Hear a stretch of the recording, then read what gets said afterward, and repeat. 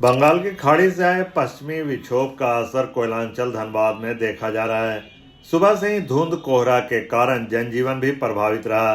सड़कों पर कम वाहनों का परिचालन हो रहा है। धुंध के कारण लोग घरों से बाहर नहीं निकल पा रहे हैं।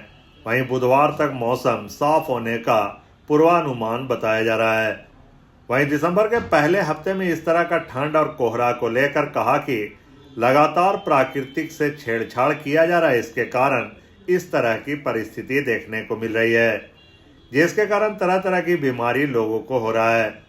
धनबाद में पारा 17 डिग्री तक पहुंच गया है, जो पहले कभी नहीं देखा गया था। अच्छा, आज सुबह सुबह पूरे धनबाद कोहरे की साए में छाया था क्या?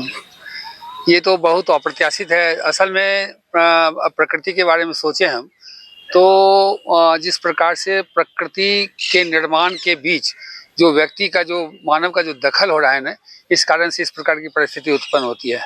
ये बहुत अप्रत्याशित है। इस समय में इस प्रकार का ठंड रहना बहुत अप्रत्याशित माना जाता है।